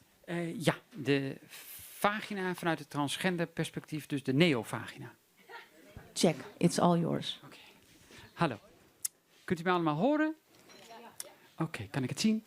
Ombouwen. Transgenders vinden dat een beetje een kut onderwerp. Het woord alleen al. Ombouwen, dat doe je met een keuken. Hè? Alsof de keuken een nieuwe look moet krijgen. Mag je niet meer ombouwen zeggen? Dat wist ik niet. Geeft niet. Ik snap heel goed dat je andere dingen aan je hoofd hebt dan hoe je omgaat met de neovagina van een internetgekkie. Laat mij u voorlichten. Gedraag je in de buurt van mij zoals je gedraagt in de buurt van elke andere vrouw en je zult precies hetzelfde resultaat krijgen. Want hoe gewoon het vanavond ook lijkt, in de doorsnee omgang vraag je niet naar de genitaliën van je gesprekspartner. Daar kom je vanzelf achter. Of niet. Hoi, mijn naam is Merel Moistra. Ik ben cabaretière. Er mag gelachen worden. Humor is geen aanval. Het is een verdedigingsmechanisme. Humor, daar heb je wat aan. Want met een goed ontwikkeld gevoel voor humor kan je zelfs lachen om iemand als Johan Derksen. De Johan Derksen, de pratende kut van het ongeschoren voetbalcommentaar. Vagina. Sommigen worden ermee geboren, hebben het gewoon, weten niet beter, kunnen het een niet met het ander vergelijken. Ik wel. Het blijft natuurlijk een persoonlijk dingetje. Ik ben een vrouw die heeft gekozen voor een vagina. Maar heel veel vrouwen hebben die keuze helemaal niet. Die hebben daar niet voor gekozen, die worden ermee opgezadeld. Die moeten daarmee dealen. Voor mij was het wel een keuze. Het had natuurlijk ook de verkeerde keuze kunnen zijn. Want hoe onvoorstelbaar ook, zelfs ik maak af en toe fout. Maar ik dacht, als een vrouw er uiteindelijk mee kan leren leven, dan moet ik het ook kunnen. Want ik ben een vrouw. Je kunt als vrouw wegdromen en denken, oh, had ik maar een lul. Ligt lekker in de hand. Je hebt geen spiegel nodig om te zien wat er nou zo jeukt. Je kunt ook denken, ach, als ik een lul wil vasthouden, is er altijd wel een lul in de buurt die vastgehouden wil worden. En ik kan mijn drol zien vallen en dat kan die lul niet, omdat zijn lul ervoor hangt. Typisch voorbeeld van een transgender perspectief. Uiteindelijk is het net als die leuke jas. Het is een kwestie van, past die bij je of niet? Ik ken vrouwen die met een mannelijk geslachtsdeel zo de catwalk op kunnen. Die ronduit beter af zouden zijn geweest als er een hadden gehad. Al was het maar voor heel even. Al was het alleen maar om in staat te zijn om te leren dat iemand die staat te zeiken ook vaak alleen maar gewoon een zeikert is. Dus voor mij was een vagina een wens, een doel, een stip op de horizon, het beloofde land, zeg maar gerust, een hebben dingetje. Een must-have, zeg maar. Ja, misschien kunnen biologische vrouwen zich dat voorstellen als het om een paar schoenen of om een handtas gaat. Mannen moeten zich meer denken aan iets van een Porsche of een Mustang. Ik moest en zou dit plassertje hebben. Al was het alleen maar omdat die te gekke spijkerbroek mij dan veel beter zou staan. Ik heb het ding op latere leeftijd gehaald in het Alexianer ziekenhuis in Krefeld, Germany. De operatie is verricht door een arts met de titel professor. Een van de top-experts op het gebied van urologie in Duitsland. En een chirurg die het vak geleerd had van de oerchirurg uit Casablanca. De uitvinder van de penisinversie, Dr. Georges Beroux. Professor Dr. Krege heeft vakwerk verricht. Ik ben haar daar zeer erkentelijk voor. Tot slot nog dit, uit ervaring, dus niet uit arrogantie. Weet ik dat mensen het meestal niet meer aan mij kunnen zien, dat mijn dagelijkse presentatie niet meer in overeenstemming is met het na de geboorte ten onrechte toegeschreven geslacht. Uit ervaring weet ik ook dat als ik dit geheim openbaar op een podium, dat mensen dan gaan zitten opletten om te kijken of ik steken laat vallen. En als ik dan iets mannelijks doe, ervaart men dit als geruststellend.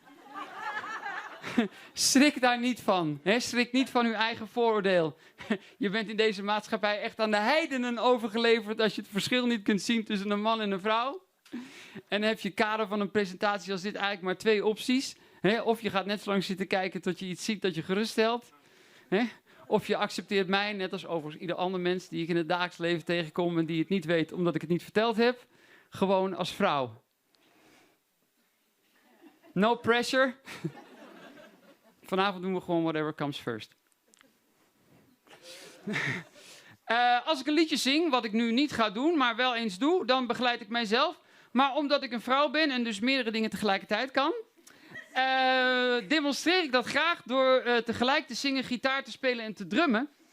Maar als ik dan achter dat drumstel ga zitten, dan hebben veel biologische vrouwen gelijk de gedachte dat zij het nooit in hun hoofd zouden halen om op een podium in een dusdanig kort rokje, wijdbeens, achter een veel te klein drumstel te gaan zitten.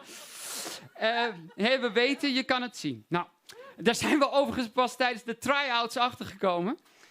De mevrouw van de bibliotheek in Almere kwam met een hoog rood gezicht op me af. En die zei, Merel, je kunt alles zien. En ik snapte er helemaal niets van. Want alles is weg.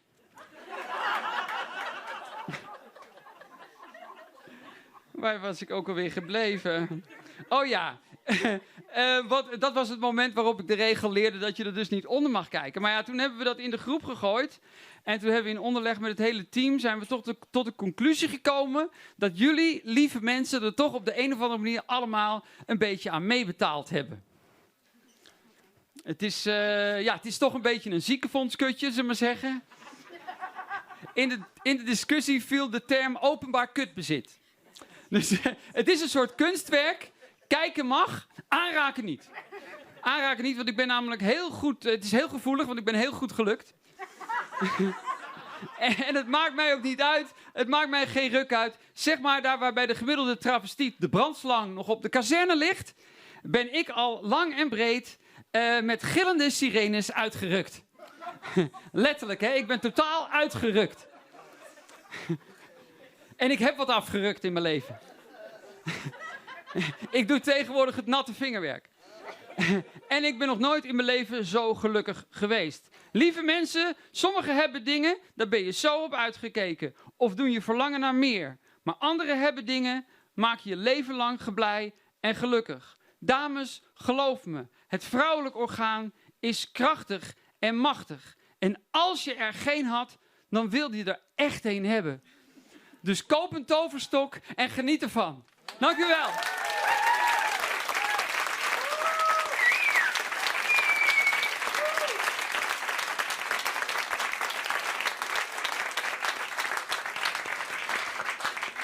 Merel Mooistra, heel erg bedankt. Fijne bijdrage, mooi. Ja, nou, we hadden het even over het natte vingerwerk van Merel. Waarbij we heel makkelijk zomaar uitkomen bij de orgasmekloof. Want wat is dat eigenlijk, Ellen? Ja, de orgasmekloof. Ja, nou, die bestaat. We hebben een loonkloof, maar ook een orgasmekloof. En die is eigenlijk heel consistent al jaren aanwezig. En wat het inhoudt is dat heteroseksuele vrouwen die met mannen vrijen, echt veel minder vaak klaarkomen bij een vrije partij dan de mannen met wie ze vrijen. Dus de heteroseksuele mannen. Wil je wat getallen horen? Ja. Oké, ik ken ze uit mijn hoofd. Wat we weten uit het meest recente onderzoek, en die getallen variëren een beetje, maar zijn wel vrij consistent. Heteroseksuele vrouwen komen, ongeveer 65% van de heteroseksuele vrouwen komt klaar tijdens altijd of bijna altijd bij een gemiddelde vrije partij. Dus dan heb ik het niet alleen over klaarkomen bij gemeenschap, maar gewoon klaarkomen door allerlei seksuele handelingen. En voor heteroseksuele mannen is dat 95%. Dus dat is een verschil van 30%. Dat is behoorlijk. Ja, is behoorlijk. Die twee groepen mensen, zeg maar, die met elkaar vrijen, daar is de kloof ook het grootste. Het ligt niet aan het vrouwelijk genitaal, want lesbische vrouwen komen veel makkelijker, veel vaker klaar tijdens vrije partijen dan heteroseksuele vrouwen. De lesbische vrouwen hebben exact hetzelfde genitaal. Ze worden het genitaal wordt alleen door iemand anders bespeeld, zou je kunnen zeggen. Ja. Je hebt iets meegenomen om te illustreren wat een beetje, wat handig is in ieder geval om te hebben op het moment dat je begint met vrijen. Ja. En dat is. Misschien dat we deze eerst doen? Ja. Nou, wat je hier ziet is een niet opgewonden en een wel opgewonden clitoris. Terwijl je tegelijkertijd ook nog precies kunt zien hoe die clitoris zich verhoudt tot de vulva. De plasbuis, er staat daar uretra, dat is de plasbuis. En daaronder zie je de vagina-ingang. De clitoris bestaat uit de glans. De belbus. Ik dacht een belbus, sorry. Wat zeg je? Er staat een bulbus, maar dat zijn de labia, ja. Nee, het is wel zo dat de labia daarop uitkomen. Je zit echt, zeg maar, onder de huid te kijken. Dat kun je niet zien aan de buitenkant. Het enige wat je kunt zien is de glans die je daar ziet. Hè, dus het eikeltje. Dat is het meest gevoelige deel van ons geslachtsorgaan aan de buitenkant. Ja, wat we kennen eigenlijk als de clitoris gewoon. We noemen dat de clitoris, maar eigenlijk is het hele ding is de clitoris. Dus we zouden eigenlijk daar ook weer aparte woorden voor moeten hebben om te snappen hoe het werkt. Dus de glans of het eikeltje, dus je ziet aan de buitenkant, dat is heel gevoelig bij aanraking. En je ziet daar het corpus, het zijn allemaal Latijnse termen. In een bochtje van aan de zijkant gezien van 45 graden komt dat corpus uit in de beide crura. Dat zijn de harde zwellichamen. Maar de zachte zwellichamen, de bulbi, die horen ook bij de clitoris en die zwellen op bij opwinding. En dat zie je eigenlijk aan de rechterkant. Dus je kunt je voorstellen dat als je opgewonden bent, dat je dan mogelijk wel zou kunnen klaarkomen tijdens geslachtsgemeenschap, maar niet als je niet opgewonden bent. Dat is eigenlijk gek, want geen man denkt eraan om te beginnen met vrijen. Tenminste, je begint natuurlijk wel, maar als hij niet erect is. Exact. Je hoeft mannen helemaal niet uit te leggen en vrouwen ook niet. En jongens en meiden ook niet. Dat mannen geen penetratieseks kunnen hebben als ze niet opgewonden zijn. Ja. En het gekke is dat we eigenlijk helemaal niet weten dat voor vrouwen precies hetzelfde geldt. Als je niet, zeg maar, je hele clitoris in stelling brengt voordat je coitus hebt, voordat je geslachtsgemeenschap hebt, dan heeft dat eigenlijk kwalijke gevolgen. Nou, de eerste is die orgasmekloof. Ja, want die orgasmekloofgegevens, die zijn niet van 80 jaar geleden. Van 2018. Ja, jeetje. Die zijn van 2018. Ja. En ook al sinds Sheer Height in 1976 weten we, ik weet niet of wat oudere mensen onder u nog weten dat boek uitkwam. Het opzienbarende van dat boek was, duizenden vrouwen werden geïnterviewd, was dat ongeveer 1 op de 3 vrouwen klaarkomt tijdens gemeenschap. Terwijl we dat nog steeds wel het ideaal vinden. Ja. Want één verklaring voor de orgasmekloof is dat heteroseksuele seks bijna altijd nog uit penetratie bestaat. Nou, daar is verder helemaal niks mis mee, maar eigenlijk is het wel verstandig om dat te doen in opgewonden toestand. Dus met een clitoris die zo opgezwollen is als je daar aan de rechterkant ziet. Ja, we hebben ook de 3D. Ja, we hebben sinds kort kun je dat soort dingen uitprinten. Hè? Nou, Ik zal eerst even de niet opgewonden clitoris, of een versie of een variant ervan laten zien. Een niet opgewonden clitoris. Je ziet daar, net als bij dit plaatje, hier de glans, hier het corpus, hier de harde zwellichamen en hier de zachte zwellichamen. En die zachte zwellichamen, die zwellen op bij opwinding. Nou is deze een beetje groot uitgevallen, hoor. Het is misschien goed voor de kijkers achter in de zaal. Maar hij is wel waarschijnlijk wat groter dan hij in werkelijkheid is. Dit is een allereerste exemplaar wat uit een 3D-printer komt. Dus het is wat dat betreft wel een primeur.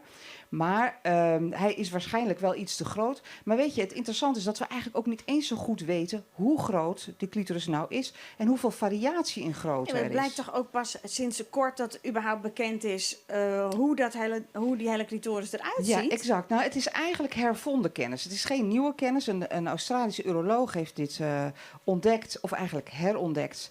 Want het is in de 20e eeuw eigenlijk uit alle medische tekstboeken verdwenen. Misschien wel onder invloed van meneer Freud, die vond dat vrouwen die niet klaar konden komen tijdens gemeenschap, eigenlijk, ja, die noemde hij frigide, ijskasten. En die waren psychologisch onvolwassen en moesten eigenlijk naar de psychiater om zich te laten behandelen. Hij vond dat vrouwen in staat zouden moeten zijn om hun seksuele gevoelens over te brengen, als ze volwassen zijn, van de clitoris naar de vagina. En hij zei er natuurlijk niet bij hoe vrouwen dat moeten doen. Want dat wist hij niet. Dat kan ook helemaal niet. Want de vagina zelf is een geboortekanaal. En het is eigenlijk ongelooflijk goed dat hij niet zo gevoelig is als de glans van de clitoris. Want ja, dan zou baren zo pijnlijk zijn dat we dan misschien zelfs wel niet eens meer zouden bestaan als soort. Dus wij hebben een uniek orgaan voor genot en dat is de clitoris. En ik denk dat het heel belangrijk is dat we die kennen en dat we die gebruiken. Want anders dan dempen we nooit die orgasmekloof. Ja. Maar is het eigenlijk belangrijk om hem te dempen? Want zo'n loonkloof denk ik, laten we die dan maar eens dempen. Ja, maar ik denk maar ook die orgasmekloof? Nou ja, maar waarom niet? Ja, nou ja. Waarom niet? Nee, dat is en bovendien, weet je, het is zo dat wij zijn het is nog niet zo lang geleden dat we besloten hebben dat in de economische eenheid die het huwelijk ook is, dat we daar eigenlijk al onze emotionele behoeftes vandaan moeten halen. Hè. Dus onze partner moet onze beste vriend zijn, onze soulmate, de co-ouder en onze minnaar. Al die doelen tegelijk in één relatie is best ingewikkeld. We verwachten eigenlijk ook van onszelf en van onze partner dat we tot ver in de relatie, dus na 20, 30 jaar nog steeds opgewonden worden bij onze partner. En wil je dat volhouden, wil je zin blijven houden in seks, dan moet seks wel belonend zijn. Ja. Want waarom zou je zin hebben in iets wat op geen enkele wijze belonend is? Maar er is nog iets anders.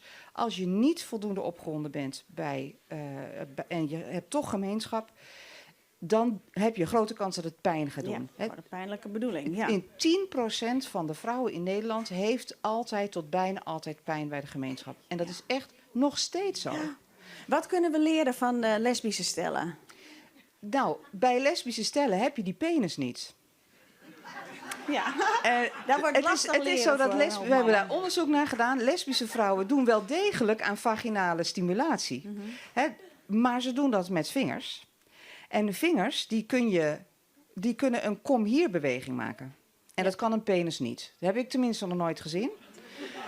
En dat moeten we, denk ik, mannen misschien ook niet kwalijk nemen, dat ze dat niet kunnen. Want mannen hebben trouwens ook vingers, hè? Ja. Nou, en met die vingers, je kunt je voorstellen dat als je... neem maar even dat rechter beeld. Hè. Je doet 2 vingers in de vagina en dan maak je een stevige kom hier beweging naar boven. Wat je dan realiseert als je weet hoe groot die clitoris is dat daarmee eigenlijk de achterkant van de clitoris wordt gestimuleerd. Dus eigenlijk meer een les voor de gemiddelde man dan voor de gemiddelde vrouw. Ja, tenminste, je kunt natuurlijk jezelf... Ja, want ik vind... Maar vrouwen hebben toch met hunzelf geen moeite om klaar te komen, neem ik aan. Nou, dan stimuleren ze vaak de buitenkant van de clitoris. Hè, de glans van de clitoris. Ja. Dus het is heel belangrijk om die clitoris ook te bespelen bij partnerseks. Want dan is seks lekker, dan heb je weinig kans op pijn, dan heb je genot. En door dat genot leer je je brein als het ware dat seks lekker is. Want waarom zou je zin hebben in iets dat niet lekker is of pijn doen. Nee, precies. En een mooie verbinding voor je relatie dan uiteindelijk daarmee. Absoluut, want ik denk dat gedeeld genot echt leidt tot een betere kwaliteit relatie en seksuele relatie. Heel erg bedankt. We hebben ook iedere week in Iepen Up poëzie. En klaar staat Iva Hokwarda. Ik ben erg benieuwd wat je gaat bijdragen. Ja, dank u wel. Ik heb ooit geleerd om lerares gezondheidskunde te worden. Dat is lang liend. Maar gewoon van die dingen weet ik nog. En nu is dit een drieënvoudige les in poëzie. Hoe je ook komen bij het kroepientje. Les 1. De vagina, dat je vaak zo'n denken, is een concept van drie delen. Als je bij de vagina denkt kut en dan dat labiale plaatje van jou zorgen, dan ga je het bij de kwarte ein. Je binnen mis. Man, je binnen sluwe tut. Want de boetekant, die mooie blom vol hier of stiekelig of glad, dat is de vulva dus. Ja, denk erom. En benamen om wat nou komt, dat vrouwelijk pad, daar zit een klitsig knopje bij. Zo mooi bedobben in het onderhoedske laag. Uw spattenwachtster, dat is zij. De clitoris. In zwollen, alle piemels baas.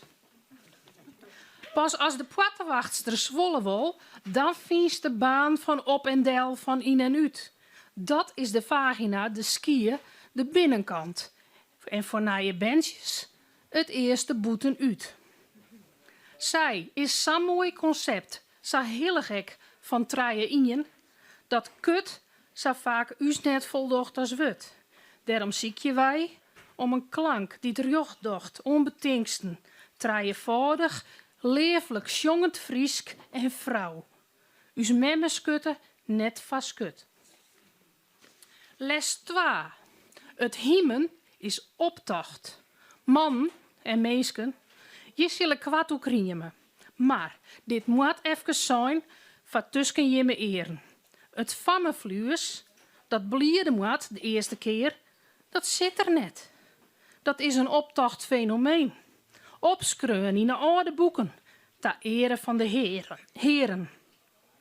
Dus wij houden op, nou, van hiemjen oer het hiemen. Fiksje is het. En dit spul is uit, vrouwje had de witte skip.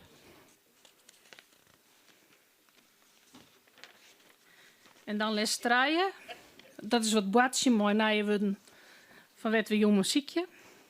Les 3. Het frommes bloed altijd baas oer het veld van jongen. Valsk als net. Do, re, mi, fa, fa. Sol, labia, tiet, do.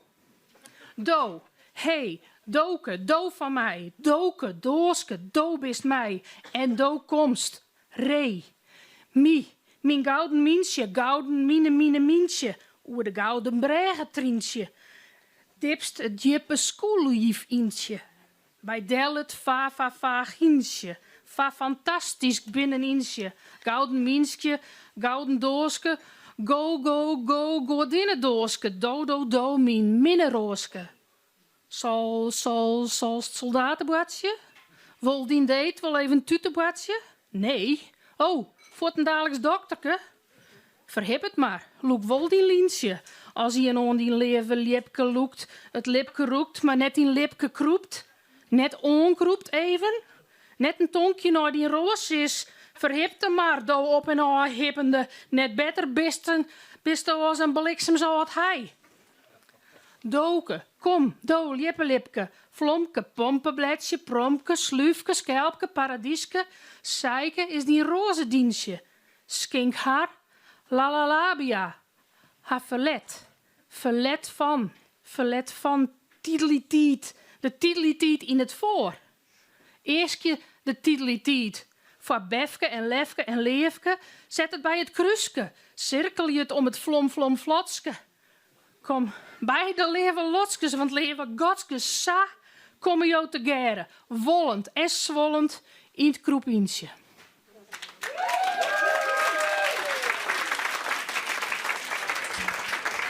Iva Hokwarda, Tierentuin, prachtige bijdrage, man. Helemaal te gek, super. Ja, Christa Schot, Mag ik je vragen op het podium te komen? Van harte welkom. De website en je bedrijf heet Sacred Woman. Op zoek naar kracht en verbinding bij de vrouw. Hoe doe je dat? Hoe doe je dat? Wat doe je? Wat doe ik? Ik geef trainingen voor vrouwen.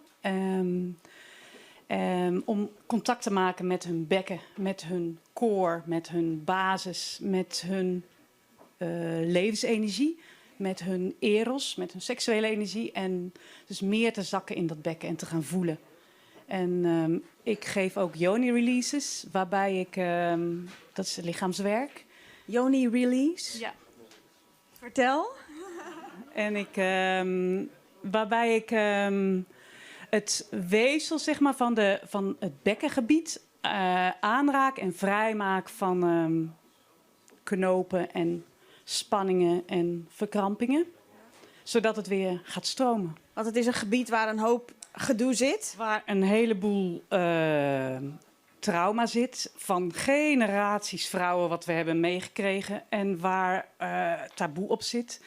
Maar waar ook onze grootste kracht en potentie en onze creatiekracht en leven geven zit.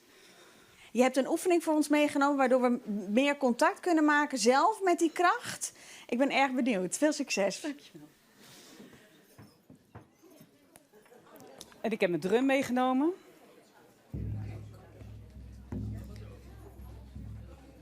En misschien is het wel fijn als even alle vrouwen eerst gaan staan. Om een beetje los te komen. Gaat dat? En waar de Taoïsten altijd eerst mee beginnen eigenlijk, is hier, dus als je zo je handen neerlegt in een driehoek met je vingers op je venusheuvel, dankjewel. En dan is hier in deze driehoek zit dan je baarmoeder. En je pinken zitten eigenlijk ongeveer bij je eierstokken. Die zitten hier in de diepte. Dus om daar maar eens... en ga maar eens kijken of je een beetje kan bewegen met dat bekken. Een beetje cirkels draaien. Om het een beetje losser te maken. En dan kan je hier al eens een beetje bij die eierstokken... kun je ook een beetje masseren. Om de energie die daar zit... en dan kan je met je adem gebruiken... om daar naartoe te ademen... en de energie daar zeg maar vrij te maken. Want de eierstokken zijn eigenlijk de generatoren van de levensenergie. Dus daar begint dat. Daar is alles in potentie zeg maar aanwezig. Dus als je met je adem daar naartoe gaat... dan kan je dat al een beetje los gaan maken. En dan kan je die energie eigenlijk met je adem ook naar je baarmoeder brengen.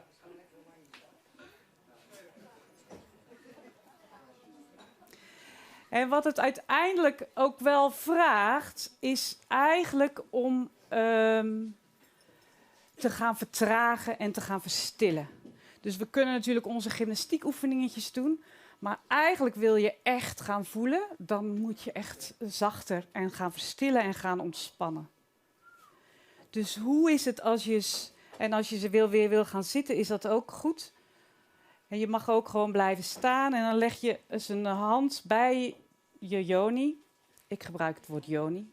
Het is Sanskriet voor poort. En eigenlijk is je yoni ook een poort naar je baarmoeder. Het heiligdom, jouw plek van creatie en leven geven. En dan kan je eens naar die hand toe ademen. Dus dat je echt van binnenuit eigenlijk met je yoni je hand aanraakt. En hoe is dat dan? Kan je dat voelen? Heb je daar contact mee? En dat vraagt dus echt stilte en rust. En je adem. En kan je dan die labia voelen, de vulva. Je schaamlippen, je lippen, de binnenste, de buitenste. Dan kan je daar naartoe met je adem. En misschien voel je wel helemaal niks. En hoe voelt dat dan? Heb je daar bewustzijn? Dus dat is eigenlijk wat we doen. Om echt te gaan voelen, dat doen we in ons lijf. En dat vraagt bewustzijn, er naartoe te gaan. En misschien roept het al wel van alles op aan schaamte. En nee, dat ga ik echt niet doen. En dan kan je verder met je aandacht verder naar je clitoris. Kun je die voelen? Het topje en dan misschien zelfs die benen. En misschien als je een beetje je bekkenbodem aanspant en vooral ook weer loslaat, kan je voelen, misschien hou je er wel spanning vast. En hoe meer spanning je daar hebt, hoe meer je het aantrekt, hoe minder het eigenlijk kan doorstromen en dat je er echt gevoel naartoe brengt. Die sensoren die willen allemaal open eigenlijk, ontmoet worden.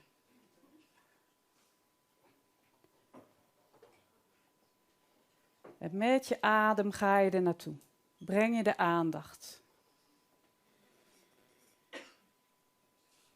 En dan kun je eens naar binnen, bij de ingang van de vagina, van de yoni. En dan direct voorbij de ingang is dat plekje waar Ellen het net al over had. En dat is eigenlijk, het voelt soms ook een beetje een ander weefsel. En wordt ook wel de G-spot genoemd. Maar niet alle vrouwen hebben daar ander weefsel. En misschien kan je daar naartoe met je aandacht. En hoe voelt het dan daar?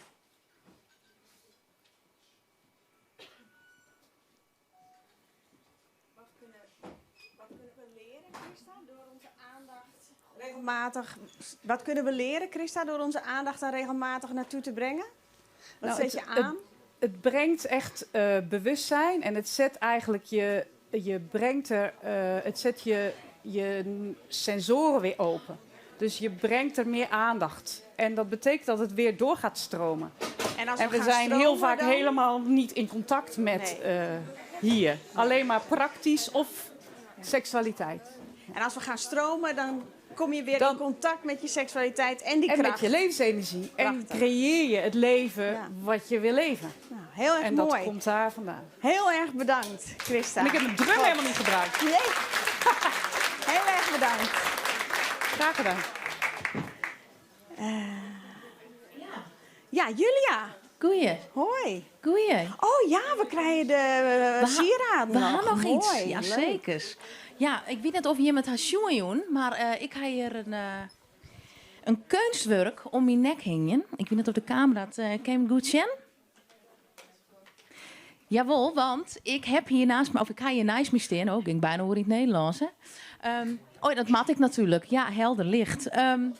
Denise, welkom. Denise Rozenboom. Jij bent de kunstenares van deze kettingen, Pussy Pendants. Kan je daar iets over vertellen?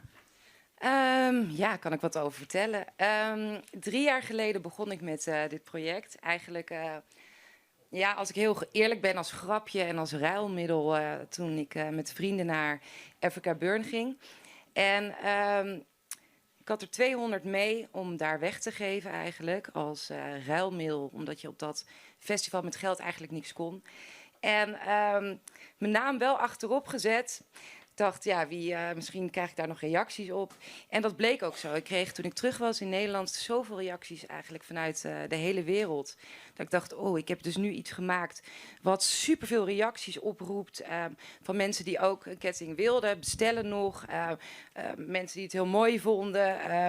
Nou ja, mensen die het misschien minder leuk vonden. Maar er gebeurde iets. De reacties kwamen, dus dat was heel interessant. Ja, want negatieve reacties hoorde ik net even, van minder leuke reacties. Hoe? Ja, mensen die het natuurlijk een beetje gek vinden. Nu merk je dat er een soort transitie gaande is. Dat, er zijn heel veel kunstenaars die de laatste jaren met vulva's als onderwerp kiezen. Great Wall of Vagina, er zijn superveel kunstenaars die dit gebruiken. En wat zou ik nou zeggen eigenlijk? Ik zit echt af te dwalen. Ja, want dit is handmade. Heb je dit zelf gekneden? Hoe maak je dit? Ja, ik maak ze allemaal 1 voor 1, dus ze zijn allemaal uniek. Dus ze zijn, net zoals in het echt, dat ze dus allemaal bijzonder zijn. Dus ze zijn geen malletjes of elke ketting of elke vagina, elke hanger, of vulva moet ik zeggen, zijn verschillend. Ja, dus dat is ook het bijzondere eraan. Want heb je hier dus je verzint het zelf, je hebt er geen modellen voor of je neemt plaatjes als voorbeeld? Nou, ik heb wel wat vulva's, vagina's in het echt gezien. En ik heb ook wel veel aanvragen van mensen die graag een ketting willen maken van hun eigen vagina, vulva. Dus dan maak ik ze na. Dus dat kan ook, ja. Oké. En je maakt dus deze kettingen. Maak je nog meer dingen? Ook oorbellen of andere... Ik zie daar nog iets liggen namelijk. Ja, ik heb ook oorbellen heb ik gemaakt, maar dat zie je ook. Hè. Dus ze zijn nooit gelijk. Dus ik pak er even eentje bij hoor. Ja? Oh, dat is de tas. De kuttas. Even kijken hoor. Ja.